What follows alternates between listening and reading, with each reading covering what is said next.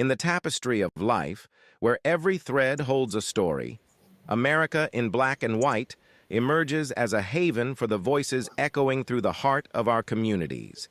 In this podcast, we wade through the rivers of our collective experiences, celebrating the vibrant hues of change brought forth by the whispers of hope and the roars of action.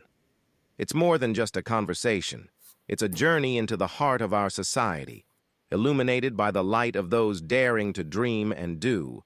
Join us, and let your voice be the melody that guides us toward a dawn where every color finds its place in the masterpiece of our shared destiny. Together, let's paint a future brimming with the positives that dwell in our minds and the actions that shape.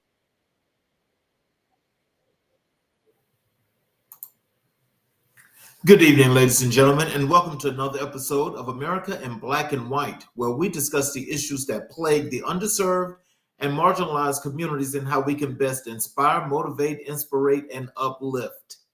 Tonight, we have a very special guest. We've got Mr. Tony Walker-Billups with us tonight. Tony Walker-Billups is a lifelong resident of Birmingham, Alabama. He is an HIV advocate and activist. He started working in the HIV field in 2013 and had lived with HIV for 31 years. Tony has done many things to improve the lives of people living with HIV and those with high indicators for acquiring the virus. During his time in the nonprofit arena, he created a mentoring program to help young people living with HIV transition from adolescent care to adult care. He also created a PrEP clinic that operates under non-traditional hours to better serve those who find it hard to access PrEP. He is also one of the co-founders of Beham Black Pride, Alabama's longest consecutive Black Pride organization. HIV is a disease that disproportionately affects Black gay men. There's very little representations of this vital population at the most influential levels, and it seems to be getting worse. Tony doesn't shy away from discussions about race regarding HIV. Race has to be taken into consideration for all forms of prevention, treatment, and education. In 2020, Tony released his first book entitled Walking in Truth, Fatherhood, and was recently featured in a mini documentary on CNN called Blind Angels, in which he speaks about the importance of mentoring in HIV care. Tony is a father, grandfather, uncle, friend, and mentor. Ladies and gentlemen, I introduce Mr. Tony Walker-Billups. Hello, sir. Hey, what's going on, Charles? Can you hear me? How are you? I'm good. How are you? I am excellent. Thanks for being here. Is there anything you'd like to add to your bio before we get into the show? I think that covered it. Like, I don't like talking about myself like that for real, but I think that's pretty covered. I'm father, grandfather, mentor, married. Yeah, I mean that's pretty much me in a nutshell. Well, I tell you, it is an honor to have you here on the show, and tonight, especially, I'm looking forward, to you educating our audience and giving us some nuggets of some things that we need to learn and what we need to know. Thanks for having me. I'm going to start with you as an author. So what inspired you to write about your experience as an HIV advocate and community organizer? So the book is actually about me there's a little bit of that in it, but it's actually about me being a young Black gay man growing up in Birmingham, Alabama. I affectionately call the South the buckle of the Bible Belt. Mm-hmm. So like growing up in a very conservative environment, knowing that you're gay, knowing that you're different, and trying to figure out what the heck am I supposed to be doing? So, you do what you do. Like, I'm one of those people. I think when I was younger, I would call myself a bit of a conformist. Okay. I did a lot of things to conform with whatever the norms were. Not only like getting a girlfriend when I knew from wee high that I liked boys to fit in, but I remember even I made my first F in English in the 7th grade. Trying to fit in because people talked about me for being smart. So I'm like, well, I'll show them. I'll make a bad grade too. Yeah, they talked about me even worse. So being a conformist and The long and short of that story is it's about how you can turn tragedy into triumph. I Okay. had one child with her. I raised two. Just a little snippet. Found out that the youngest one wasn't mine. I always had my doubts, but I found out 3 weeks before he died in 2011 that he wasn't mine. And so, Oh, wow. yeah, so he had a short catastrophic illness. The whole time I'm going up to the hospital, start seeing this other dude there that we went to high school with. I'm like, what's he doing here? And long story short, it finally came out that he was actually his father and I had raised him. So I kind of lost him twice. Oh, wow. So I always like compare myself. I'm a comic book geek, right? So like Mhm. Superman, Batman, like most heroes have some type of tragedy that befalls Mhm. them, and they kind of like bounce back from that tragedy. So like my tragedy was like losing a child who was mine. I mean, he wasn't mine biologically, but I raised him. Mhm. Um, but then what does that do to you after that happens? And so since then, I've adopted two kids, and I've adopted another one. Um, Oh, wow. but these are all young black men, two gay, one straight. And it's like, trying to figure out how to give back and try to help, other people get to where you want them to be or where they need to be or where they Mhm. want to be. Oh, wow. So in doing that, I mean, so how does what made you want to do the adoptions, and how does that fit into your family dynamics as far as like the work that you're doing? So I didn't really think about it as far as the work when I first started doing it. But like I grew up pretty much without a dad. My mom had me when she was 14. There's a little place in Birmingham called Dolomite. Yes, Dolomite is a real place. So I Yeah. grew up in a little place called Dolomite. I was the first child of a 14-year-old girl, Mhm. and I kind of like grew up without my father. And she had all types of reasons why my dad wasn't in my life. I found out when I was 16 he wasn't in my life because he was in prison because he was a bank robber, a robber. But anyway, so I pretty much grew up without a dad.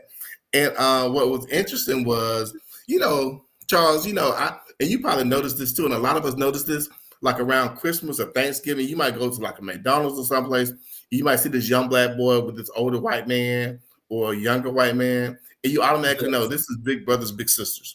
And so Right. like the the thing that bothered me, I'm like, well, not only does his sorry father not want to spend any time with him, but really we gotta go outside of the community to find someone to mentor this little black boy. And it kind of pissed me off. Mhm. So my ex-husband and I, he had a nephew, a first cousin who was 3 when we first met.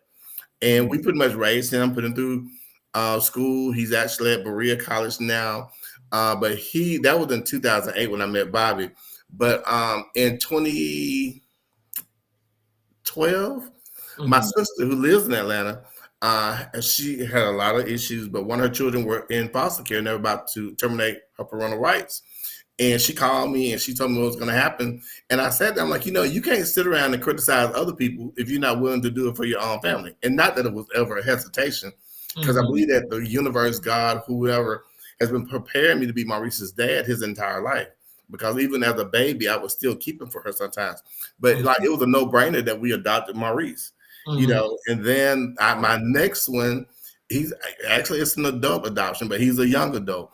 Our first child had a best friend when they were in high school, and Mhm. we kind of helped them out financially. And I tell them all the time, I was so jealous of their relationship because who would not want a gay best friend in high school, And they're like freaking frat, like Laverne and Shirley. And so, like, I was low key jealous of their relationship because I would have loved to have a gay best friend in high school, right? So, Right. so, so once they graduated from high school, Freddie went to Jacksonville State. They graduated in May of 2023. Went to school in August, and Freddie's mom died in November. Oh, And wow. so like we have been there for him for the last 3 years. So in April of last year, he calls me. He says, Uncle Tony, he says, I just realized that school gets out and I don't have a place to go. And I was like, well, you can come live with me and Demetrius. That's not a problem. He's like, well, I also don't have insurance. I'm like, well, we'll get you a policy off the exchange. And one of my friends told me, like, it might be better just doing adult adoption. He's 19 years old. He doesn't have a family to really go back to for real, for real. And I Mhm. could put him on my insurance till he's at least 26. So I talked to him about that, and he said he wanted to do it. So we go to court on the 8th, and he becomes a Walker-Billups. Oh wow! Congratulations. Yeah, but I've been really, really fortunate to be able to even do stuff like this. But I think there are a lot of other people who can do stuff like this and don't. But at the end of the day, these are all our children, and it's up to us to make sure they have the things that they need. So, can you tell us about your writing process and how you approach storytelling? Well, so I'm a natural storyteller. And I don't know where I get it from, because as a child I stuttered really, really bad. But I'm a natural storyteller. And so I'm gonna be honest, I started writing my book. Tari died in 2011. I started writing my book like in 2012, because he died in October. And I started writing the book, but I was angry. And I kept getting this block. I couldn't go any further. Long story short, around 2016, I'm also a cancer survivor. I forgot about that. But when I had my surgery for my cancer, one of my best friends that I had for over 30 years died. And I could not get past that. I'm the person that, grandma and them die, I'm gonna be at the funeral, helping everybody, might even sing in the choir. But when Sonia died, it was just something I could not get over. And I realized it was because I did not go through my grieving process, because I was in the hospital when she died, couldn't go to her funeral. Long story short, I started going to therapy. And therapy works. Y'all need to go to therapy. But anyway, once I went to therapy and was able to figure out the anger that I had, it made it easier for me to write. Right. So I started writing the book. I got it to around 20 pages. And I have a friend who actually recently just passed away. His name is Joseph Macon. He was the mayor of East Point, Georgia for 4 years in the early 2000s. We went to college together. And he was also a straight Black man. And I sent the transcript to Joey. I'm like, so read this, tell me what you think. He goes, this is a good story, but I need to know who these people are. So he was challenging me on character development. So long story short, I do some more character development. And then the pandemic hits. And I'm not a sourdough bread maker, so that wasn't going to be my thing to do. So I decided that was my time to write the book. So I sent the transcript to about 3 of my friends and tell me what y'all think about this. And then they were like, what happens next? And I'm like, you think I should finish this? They were like, yes, you should finish it. So in about 8 weeks, I ended up cranking up about 240 pages. And it's all about my life. And anybody who reads it, anybody who knows me, it's like reading your book is like talking to you, because I wrote the book the same way that I talk. So that was the process of writing it. But also, I have to say this: there were a couple things in the book in which they really challenged me on. There's got to be more to this than that. One of the more challenging parts for me to write was after my son died. My actual son, my biological son, was kind of jealous of the relationship that I had with my other son. And we got into a lot of heated arguments around that time. And he always felt like I treated his brother better than I treated him.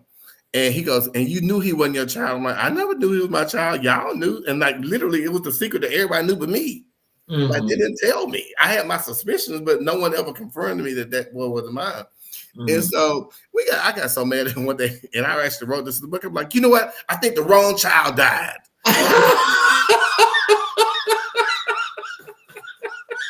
That was not a proud moment for me as a parent. I was angry. He was angry. Yeah. And and you say things out of anger sometimes, but we're better now. We're better now. But that was a really, really rough time. So having friends who know my story, you need to tell this how it happened. So I kind of had that process going on. So how do you hope your writing will impact your readers? Honestly, when I wrote the book, I really just wrote it for therapy. I had a lot of stuff in me that I had to get out. And I have a friend who I actually talk about in the book, and she knows me. We've known each other for years. And she actually read the book, before it even got on hard copy. She read the Kindle version of it. And she called me, and that was before I got married. She's like, Walker, she said, I was reading your book. I'm like, this is gonna be kind of messy. She said, but you know what? You hit it out the park. And I don't fancy myself a writer. I mean, I just wrote a book. I don't even call myself an author. I'm a person who wrote a book. But anyway, so she disclosed some things to me about her. She was like, there's a part in the book in which I worked for her at one time. And there's a part in the book when I started working for her out at the radio station we met. Yes. So when I was at the radio station, yes, she was my boss, and she was like, look, don't let these white folks know you gay up here. They very, very conservative, blah, blah, blah, blah, blah. And I'm like, okay, cool. Well, after about 6 months, everybody gonna find out because I ain't got no girlfriend. What do you think I'm doing, right? So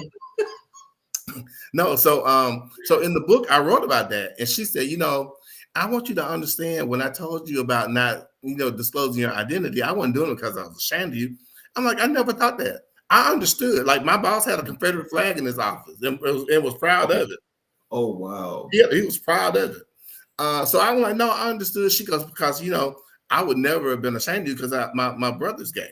And I've known this girl for like over 50 years. She never said her brother was gay. And I was like, kind of knew that. But, it was one of those things. But she ended up telling me, she said, I'm going to buy 50 copies of this book. She literally bought 50 copies of the book.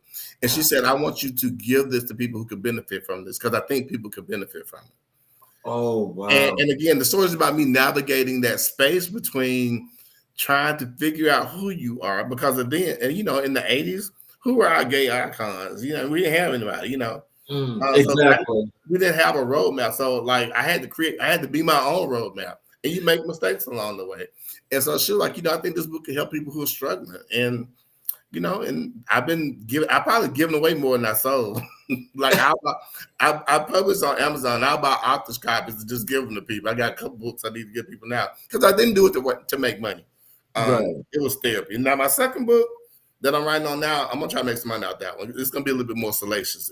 It's more about. It's called Walking in Truth HIV. It's about my HIV journey. Okay. Because everybody's journey is different, and mine has definitely been unique. But I think people need to know, what it looks like. Oh, wow. What themes do you explore in your writing? Or have you thought about themes? So in my first book, it was really about relationships and self-actualization. There was a lot. When people don't know who they are, they tend to make a lot of mistakes. And like for a while, I did not know who I was or who I was supposed to be. But then I think about my ex, like what kind of person lies to a man about the paternity of their child? Oh. Like she knew full well that child wasn't mine. Oh. But you still lied. You still took me to child support court. You did all this evil crap. And so like she's got some learning and growing she needs to do as well. But that ain't my battle. She's not gonna give an account to that. But she full well knew what she did and how she did it. And then Charles, she would lie about it. Because another part of that book, my boss, she worked for my boss's best friend.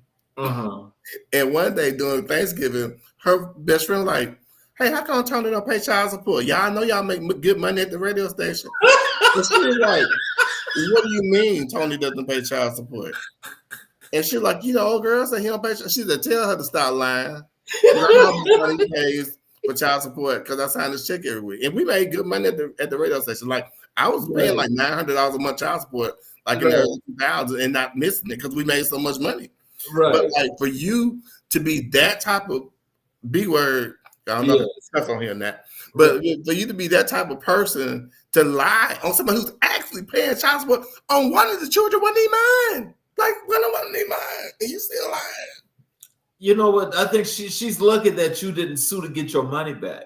And you can't do that once you sign off. You can't do that. Oh, believe me, if the paternity is that way, I mean, you don't. I thought that maybe they changed the laws, but like maybe they changed the laws. But when you're a father and you're not married, even as a married person, you don't really get a lot of support from the system. They automatically go with the women, like the women are automatically the best parents. And let me say, most of the time they are. But there are a few. It's like that 8%. That 8%. That 8% is problematic, bro. Like they are really, really problematic. So how do you incorporate your personal experiences into your writing? Like, is there like a concept that you use? I mean, how do you get to this point where you're just writing about your personal life? It's like I know my story. Like, so like, and I'm a person who's honest about my story. Even in my work, before I started the work I'm doing now, I worked in nonprofit. And Mhm. a nonprofit, you do a lot of coalition building, you do a lot of talking to people. And like I remember hearing people talk so, well, so and so gave me HIV, blah blah. And I'd be like, ain't I gave you HIV? Like you knew what to do to prevent it, unless you were raped. Even if they lied about their status, you knew what to do to protect yourself, and you chose not to. I can't say somebody gave me HIV, even though it was in the 90s when I was diagnosed. Even in the 90s, I knew condoms, abstinence work. I Right. ain't do damn one of them. Right. So I can't be mad at nobody. If I'm going to be mad, which I'm not, I can't be mad at nobody but myself, right? Right. Exactly. So so like I kind of just tell my story. And even in the book, the first book that I read, and the first book that I wrote, and even the second book, everything in those books are true, Mhm. except for the names. I changed the names to protect the guilty. Right. It is what it is. If you want to read this and say, "Oh, that's me," he talking about, well, you're a horrible person. I should have went into comedy. You know what? I think that's the thing that you learn when in becoming an author. You know that if you're going to tell a story, a real good story, is automatically known. And a lot of these self-publishing companies will tell you, especially when you want to put in that fiction category, this is a figment of your imagination. This is not real. Yeah. It's mine is a fictionalized biography. So yeah, that. But yeah, but I just, like I said, I just kind of like tell my story, like, and not.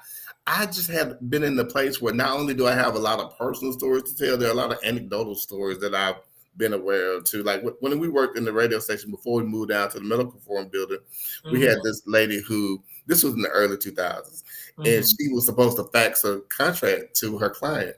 And so the client called her the afternoon, like, the contract didn't go through. Could you refax it? So she goes to the girl who told her how to fax, like, hey, my client didn't get that contract and they want me to refax it. How am I supposed to refax it? She was like, well, just refax it. Like, get the fax and put it again. This woman literally thought that once you put the thing in the fax machine, it took it to where it was supposed to be going. Oh my God. You Where did can't she come from? Andalusia, Alabama, which Lord. it tracks. Especially in the early 2000s, it tracks. She on that other side. Yeah, she like this woman got, how to have little crossing arms in the parking deck. She's the only person I ever know that got hit by one of those things. So yeah, it tracks. Oh my God. So let's transition over to your career here as an HIV advocate. So what inspired you to become an HIV advocate? If this was, what year is this? 2025? If this was 13 years ago, we wouldn't be having this conversation. I had worked in like for-profit in different arenas for years. I worked in retail, like that was my first career. My second career was working in radio. And then in 2008, I was like, you know what? There's got to be more to life than trying to sling these radio spots and yelling at people for not making their goals. People don't understand how important generational wealth is to people, especially Black people. So my grandmother died in 2007, and she left me a house in Titusville. And if you don't have to worry about where you're gonna lay your head, you can play around a little bit. So from 2008 to 2013, I just bounced around. Like you were to look at my resume, I had 10 jobs from 2008 to 2013. Oh wow. Like every 6 months, because at that point, I'm working because I want to work, not because I need to make money. I mean, you need to make money, but if I didn't like what was going on, I've been working for AT&T. AT&T is horrible. You think the customer service is horrible when you call in? It's because they're even worse on the inside. Like they do a whole bunch of stuff that I would not want to do to people. But I went through training, got on the floor. I'm like, oh, I'm out of here. I can't do it. But I ended up landing in a nonprofit in HIV. and one of my friends hired me on this part time, and really it was just a need that I saw. So like anytime a movement forms or a new coalition, a new group, that's usually there to fill a gap or need. Right. And part of what I did originally was going out testing people. They come to the office and test. And you got somebody, you testing them for HIV, you got to do what we call a risk assessment. Talk about how many people they slept with them, when they slept with them, how you sleep with them, all this stuff. So getting people business, right? And so invariably, I would be sitting there with somebody who said, one, they're either a virgin and they haven't had sex, or they ain't had sex in 5 years. And while I'm sitting there waiting on the test to run, they just be sitting there just shaking. I'm like, why are you so nervous? Cause if I find out I got this mess, I don't know what I'm gonna do. I'm like, you're gonna be fine. Now people die from HIV. Like, no, not no more. You don't know. I remember the first time I was like, well, actually, I do. At this point, I've been living with HIV for about 20 years. You take your meds, you're gonna be just fine. And they're like, really? Like, you don't even look like it. And I'm like, is there a look now? Okay, so, I'm about to say what that look like. What that looks like, right? So that's how I started. I started like coming out about my status that way. And that was really early in my HIV career. Like I started working at that place in August. And by December 1st, which is World AIDS Day, I was telling my story in the newspaper. And then I went to Huffman High School and told my story. One of my friends, I love her to death. Her name is Chantel Mosley. We worked together at the radio station. And on World AIDS Day, there was a reporter from the Birmingham News, because, we actually had newspapers back then, 2013. It seemed like it was forever ago. But it was a Sunday morning, and Chantel calls me like just excited and livid at the same time. Tony Walker, what's this I see about you living with HIV in this newspaper? How come you didn't tell us? And I'm like, what? She goes, Grover, her name is Grover, he's a police officer. She said, Grover came in and was like, how long Tony been living with HIV? And I'm like, don't be saying that. He ain't got HIV. You think every gay person got HIV, blah, blah, blah. and Grover was like, well, it's here in the paper.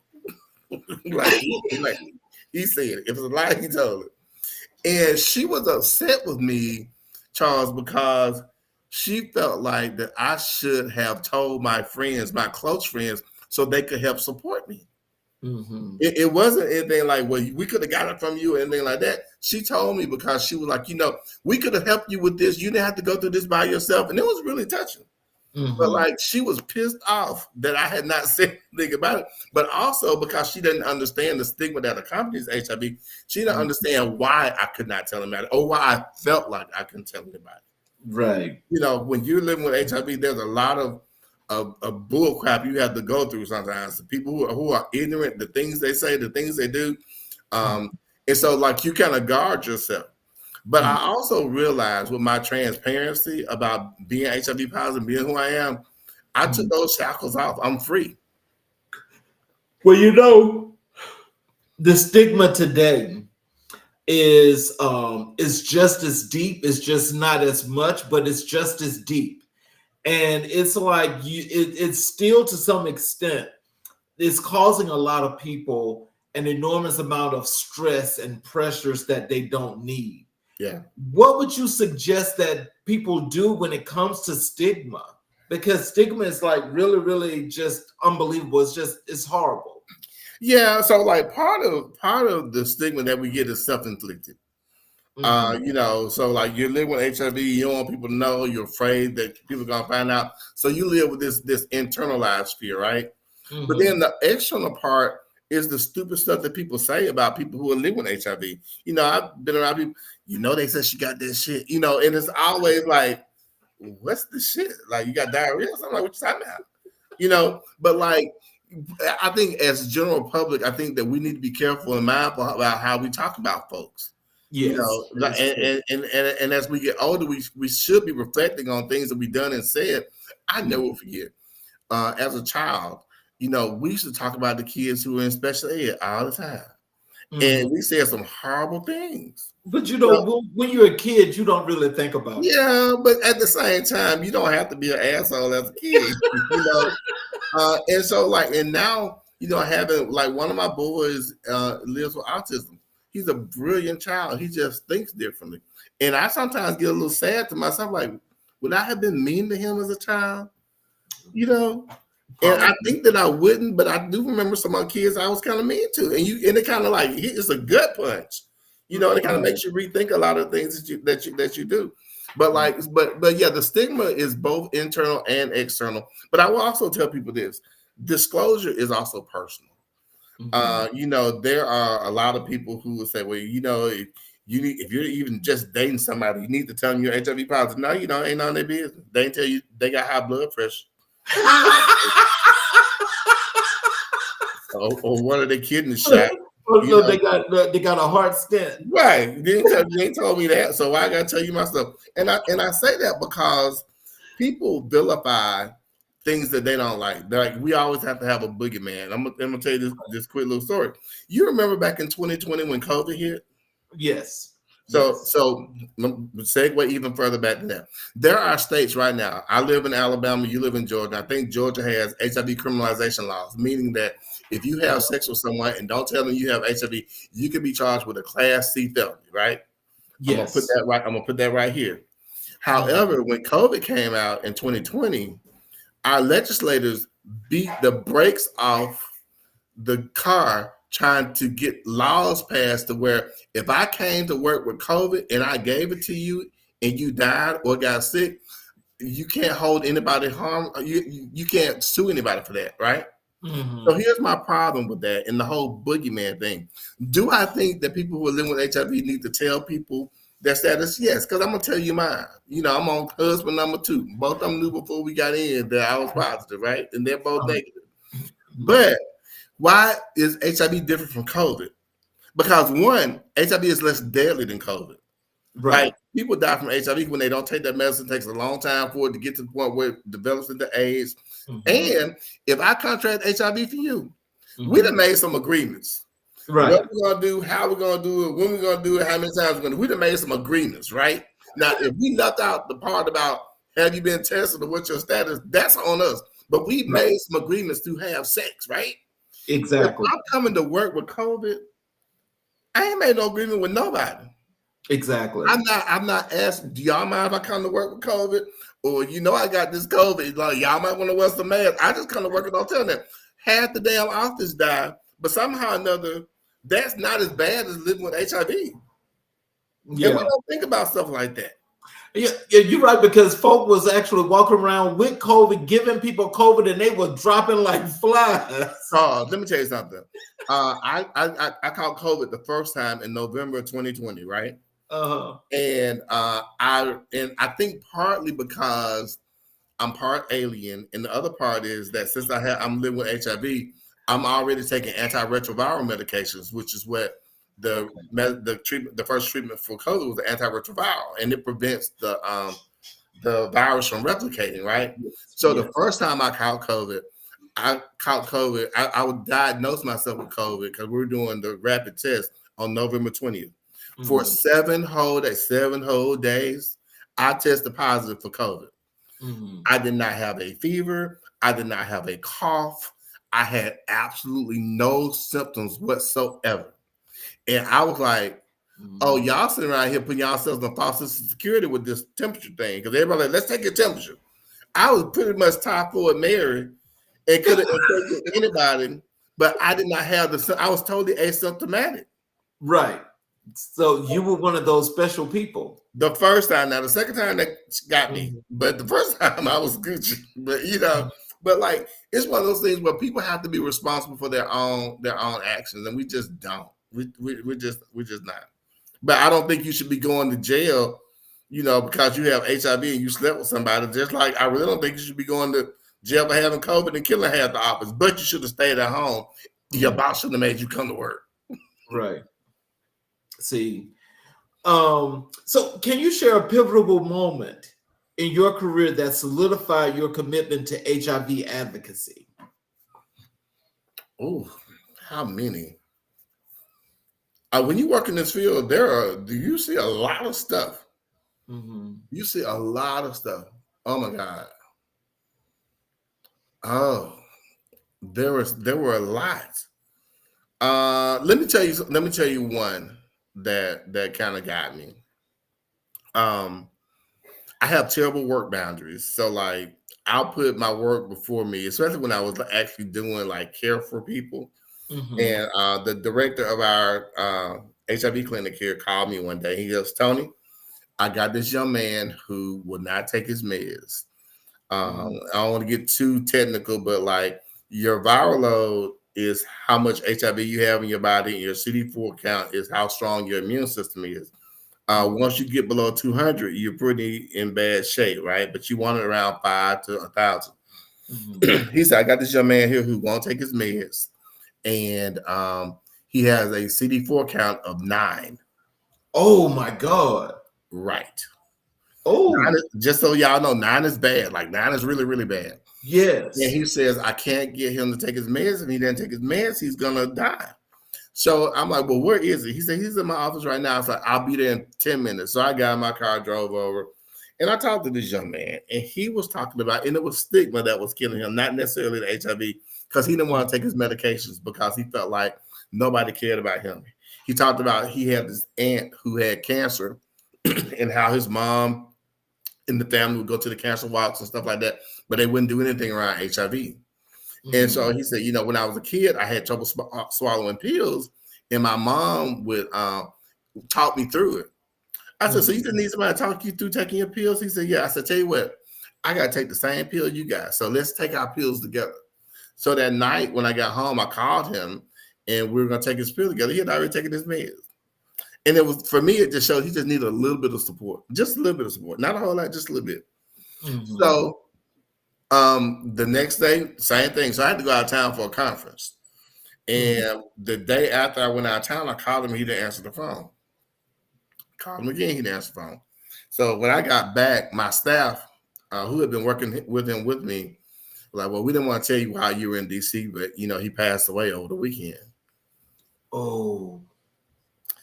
And it was too late for him to get any help. Even though he started taking his meds, it was too It late. just wasn't enough for him to actually get the body and the immune system pumping. No, it wasn't. But to me, that was unnecessary. Mm-hmm. So, part of me being able, oh God, part of me doing the work that I do and did in the community was to make sure that no one ever has to live like that again.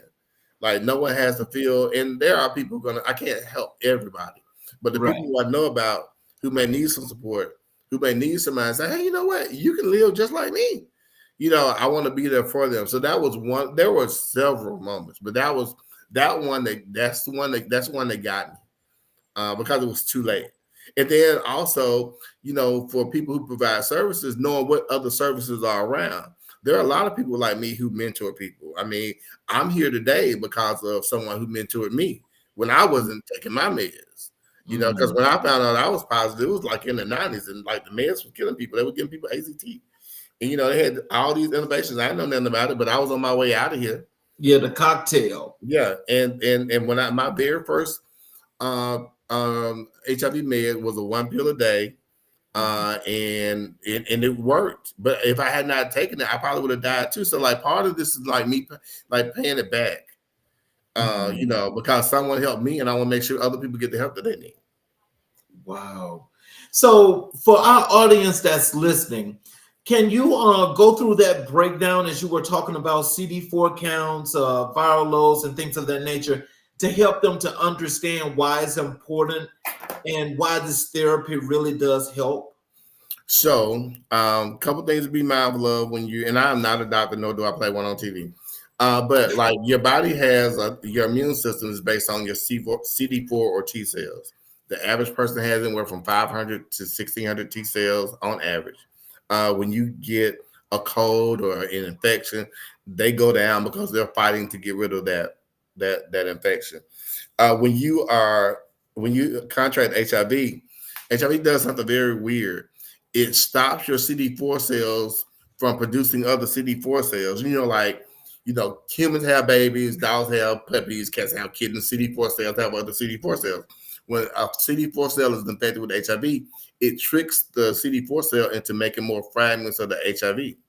So what happens is the HIV starts to crowd out the immune system. So The CD4 cells are not replenishing themselves because they're making HIV fragments. So this right here starts doing this, and this here does that.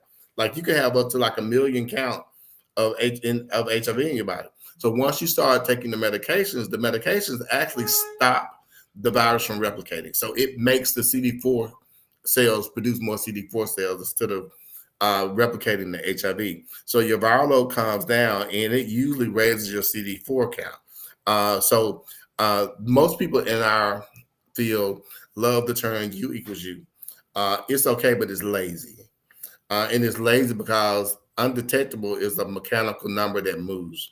Back before we had the advancements that we have now, to be undetectable mean you had a viral load under 200. And then we got some more better microscopes, and it means you have a viral load under 50. At this point, you got to have a viral load under 20 to be undetectable. However, 200 is still the level where it's not transmissible. So even if someone isn't undetectable, as long as their viral load is under 200, they still pose no risk to the general public. And that's why, and it's a mouthful to say, but that's why I'm not a big fan of U equals U, because it's too simple. And it doesn't say enough, because a little bit of knowledge can be very dangerous. I remember this young guy had got diagnosed his senior year of high school, and his family made him stay upstairs in the top part of the house, gave him plastic, and this was like 2018, gave him plastic forks and stuff because they didn't want him eating out other things because he was not undetectable. He was untransmissible, but he was not undetectable. And the average person doesn't have enough knowledge to understand that. Oh, wow. Ooh, you know what? That's rough. I mean, especially in family treating you like that, like you got the plague. Yeah, they treated him like that until he became undetectable. Then they were like, okay, you fine now. But he was fine before then. He was never not fine. Right. How has your work with AIDS Alabama shaped your approach to HIV prevention and care? I learned a lot. One thing that just working in the nonprofit field in general, as someone who's living with HIV, I've never had to depend on, nonprofits or charities for services, but there are a lot of people who do. And a lot of times I think people who work in the field get kind of burnt out because they see the same people, needing the same thing. But like, if they didn't need stuff, you wouldn't have a job. But it also made me be a little bit more empathetic to people who have substance abuse issues or who have mental illness issues, who don't really know what to do. But there's definite need, like even right now in this current climate that we have with, this new administration going on, like cutting money for social programs just because you don't like the words they use is the dumbest thing I think I've ever heard in my life. So, with that being said, especially like a nonprofit like AIDS Alabama, which has basically been a pretty big organization I know throughout the state that's done a lot. I mean, what are some of the things that you guys are hearing now, especially with the nonprofit organization you're with now, when it comes to funding and the federal government, when it comes to this new climate? So I actually once I left AIDS Alabama, I started my own nonprofit called Empowered Health Equity Alabama.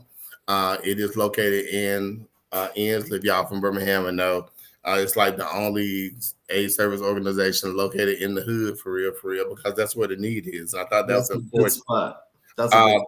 But I now work for a pharmaceutical company that I'm not going to name, but people who know me know who I work for. But I'm not doing this on their behalf. I'm doing this as Tony the activist. But like one thing that I did learn, and also my husband runs the agency now, is that there is a lot of work that needs to be done by people who look like us in communities where we live. And if you take away that funding, then you really hurt a lot of people. I think one of the things I'm most proud of in my career at HIV was creating a PrEP clinic. For people who don't know, PrEP is a treatment that prevents you from contracting HIV. It's kind of like the birth control pill or the depot shot. So like now there's an oral form and then there's an injectable form of PrEP. And you do this, you take the pills once a day, you do the injectables once every other month, and you don't have to worry about contracting HIV. Now you have to contract everything else. You can contract everything else, but those things are curable. But this will prevent you from contracting HIV. And what I found when I was going to a lot of conferences was you have well-meaning people, mostly white people, telling them, well, black people aren't on PrEP at the same rates as their white counterparts because they live in poverty or they live in a Medicaid non-expansion state and blah, blah, blah, blah, blah. And I'm like, yeah, but it's free. Like, even without insurance, you can get PrEP for free. There's got to be another reason why black people are not taking it, right? So I did a little research, and there was a study done by HRSA in 2006 that said that black women who have black OBGYNs have better outcomes than black women who don't. And I started thinking about my medical care. When I got diagnosed with colon cancer, they told me I had internal hemorrhoids for 9 months. Nobody laid a glove on me. How you gonna tell me what's wrong with me? You ain't touched me. Oh, wow. So with that in mind, I built the clinic that centered blackness. I had a black medical director, nurse practitioner, social worker. But the other thing I did, Charles, was that I made the hours non-traditional. So they were only open from 6 to 9 on Tuesdays and 10 to 3 on Saturdays. Because even if I have insurance, I may not be able to leave work for 2 hours to get these pills, to get this shot. Right. We were successful from the jump, and they are still doing the work now. They've expanded their services. We started doing PrEP and actually started doing treatment. Like, I was one of our first patients, because I'm like, if you could do excuse me, if you can do prevention, you can do treatment. So they do prevention and treatment for people who don't have insurance and people who do. So yeah, that's one of my my prouder moments. So what challenges have you faced in advocating for HIV prevention in the South? Well, the racism.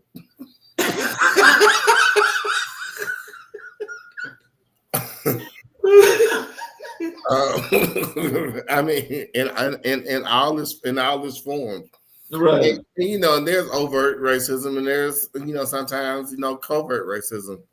Mm-hmm. But a lot of times, and let me say this: I think a lot of people are well-meaning; they just don't get it.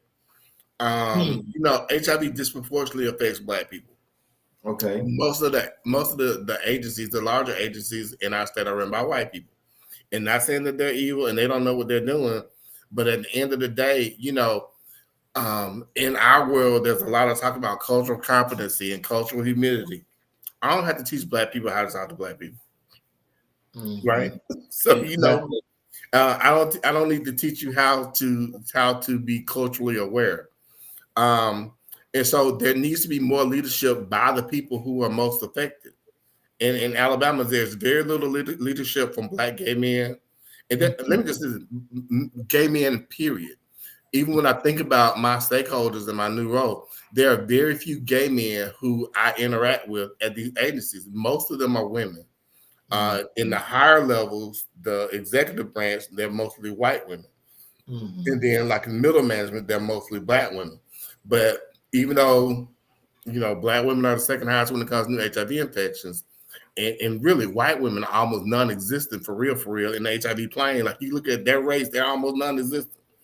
But and I tell people this, not that I don't think they can do the work, but I think you can do the work better if you have people from the community doing the work. So let me just give you an example. Let's just say, for instance, what would you think people would do if the National Breast Cancer Association was run by a bunch of black men?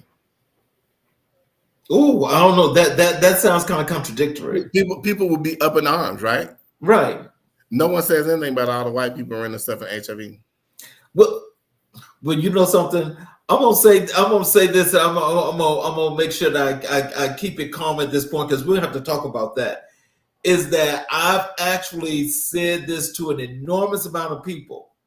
Is that why are they, they're talking about what happens in the LGBTQ community when it comes to HIV and AIDS. They're giving all this money to these white organizations that ain't doing not one bit of ethics whatsoever. They're squandering and using money all kind of ways, and it's not being done properly. But the people in the black community that has a little small organization that's trying to get going, they want to hit you for one little thing when they say you made a mistake on this paperwork. and Yeah, scrutinize you. and it's not fair. And I'll say this now. I piss a lot of white people out when I say this, especially like a lot of white gays, is the fact that at the end of the day, you're still white. Yes. So, like, I tell people all the time, I don't like the term people of color. I rarely ever use it. And I don't think that being gay is the same thing as being black. I don't think they have the same civil rights issues whatsoever. Ooh, but me and you agree with that. Because at the end of the day, if I'm gay and white, I can sit over there in the corner and do this.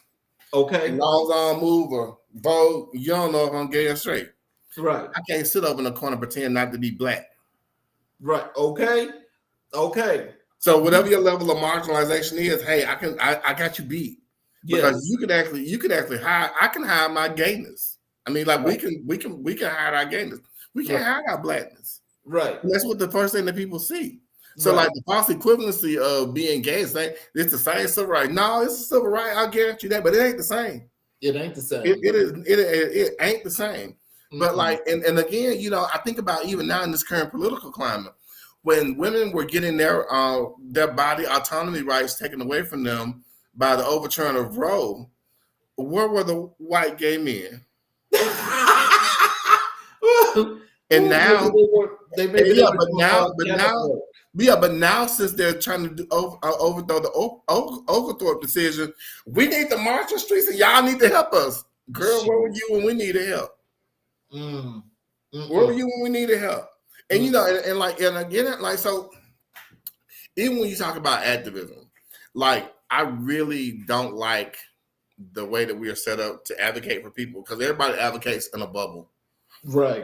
Like, even during the last presidential cycle, you saw the Muslims upset about what happened in Gaza. Hell, we was all upset about what was happening in Gaza. Like, we was upset about what happened in Israel. Like, we upset about happening everywhere else. But the thing that people don't understand is that was not the time to air your dirty laundry. If y'all were mad at that administration, wait till you get them back in office, and then you apply pressure to them then to do it. Because everybody's not smart enough to know how to come up off the gas and put on some brakes. Okay. So you had people going into the selection, well, I'm just going to vote for Mickey Mouse. I ain't going to vote for nobody. I'm going to vote for the Green Party. And look what happened. So now, when grandma can't get into the country, because she lives in a Muslim country, or grandma getting kicked out of the country because she snuck in through the border from Mexico, don't sit here and look at us and expect us to come save y'all, because we were trying to tell y'all that. we were trying to tell you, but y'all, they sit around here. It's like even with white women, when Hillary was running, she let her husband cheat. Your husband cheat on you too, sis. But at the end of the day, you thought this was better than Hillary? You thought this was better than Kamala? Like, really? This is what we at now. Like this is nothing like that first term.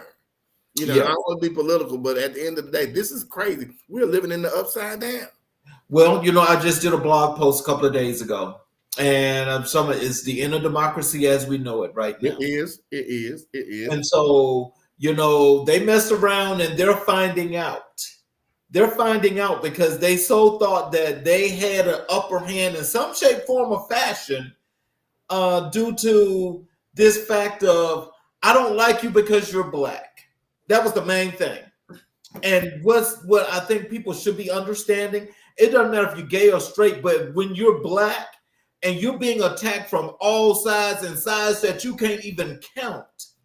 And we have idiots that look like us that still went out and voted for this felon. Here's what I can't get my head around. Everybody talking about how the price of eggs and the economy was terrible, right? Still during the Biden administration, we had record sales for Christmas, right? What? The economy was great. The economy is only bad when they want to get in office. They convince these idiots that somehow or another that is bad. When I tell you around Birmingham, you probably when the last time you've been to Birmingham? I've been there a couple of times since they put up the entertainment district. Okay, well, if you come here now, it's almost unrecognizable because like you go to Homewood, you go all these, they got everything is lovely, everything is fine in their parts of the neighborhood. They're not suffering from a bad economy. They're suffering from racism. Right. That's So what they're suffering from. what about but down by Third Avenue South? Had they built all that up yet? Oh God, yes. Like when you were here, the only time you went to Avondale was get some sex and drugs, and maybe a little bit of both. They got a whole entertainment center system down there. I'm serious. Like there was a time we wouldn't go to Avondale. Like you want me to go where? And now it's white ladies with poodles walking up and down the street at 2:00 in the damn morning. It's not the economy. It's just that y'all don't want us to have a part of it. And I'll tell you this, even with this stuff with this government funding cut, they were fine with cutting the government funding until it hit them. Mm-hmm. Because they thought, and again, white people lead their own lives. Like literally, they think there are more black people on welfare and food stamps than white people. That's a lie. It ain't even enough for us. It ain't even close. We 13% of the population. All these billions of dollars they spend they go into white people. But they didn't sit around here and listen to their friends and tell them that it's us that's the problem. We are not the problem. Mm-hmm. We are not the problem. Yep. Well, they finding out now. And is. Because guess who ain't worried about them? Me. I'm gonna be fine. Me and mine, as for me and my house, we gonna be fine. Okay. I have a friend who told me, she said one of her coworkers came to her like, oh my God, what are we gonna do? They work for the state health department. She's like, about what? We know they're cutting these jobs. We might not have a job. And my friend was like, my mama don't tell me I could come stay in their guest house if things got bad. Oh, but we all can't do that. That's a privilege we don't have. And she was like, well, he told y'all this is what he was going to do. No, he didn't. Yes, he did. And if y'all hadn't been listening to Faux News, then you would have known what the deal was. But none of this stuff is surprising to any of us who've been woke. Yep. None of it is a surprise to us. Yep. It's these half-sleep folks around here who've been listening to this bull crap, obfuscating the truth. And now it's like, oh my God, I didn't think it was going to be this bad. Well, what were you thinking? Have you read The Handmaid's Tale lately? I think it's on Hulu. Watch The Handmaid's Tale. Blessed be the fruit. Oh my God. Well, so tell us, how do you address the stigma associated with HIV in your community? I address it by being me and being unapologetically me. Hopefully, like people who say stupid stuff about people who are living with HIV can see me and go, well, that's not true. And people who are living with HIV can say, you know what? If he can do it, I can do it. I mean, because there's nothing special about me. I'm just, and people are like, well, I'm so glad you did this or you did. I'm like, I'm just doing the bare minimum here. Like, I'm just being me. And that's the bare minimum as far as I'm concerned. But like, being able to inspire people to live their best lives. I'm not a saint. I'm not perfect. I got my own set of issues. But at the end of the day, like there should be no reason for anybody to be ashamed of any disease that they have. I mean, people are still afraid to tell people they got cancer, Charles. I'm like, why y'all afraid? Why y'all keeping that a secret? Oh, you know something? I think it's all about this societal change from when you and I were younger, coming up in the 70s, 80s, and 90s. It's like you could see the evolution of the change, but it's really hard to imagine that you have some of these younger folk and these younger kids that basically are like an ostrich because their head is stuck in the sand. Oh yeah, absolutely. And it's not always younger people. Like I told you earlier about, the importance of having generational wealth. And when my grandmother died and left me that house, it allowed me to explore and do what I wanted to do, not what I had to do to make money, right? Mm-hmm. And so like when I hear young people talk about, and even some old people, well, I don't want to buy no house because that's too much maintenance. But you're paying $1,500 a month to live in this apartment. Yes. $1,500, $2,000. Make it make sense. Yeah. We bought a house like 2.5, almost 3 years ago. Now my mortgage is only $1,000. Like, what do you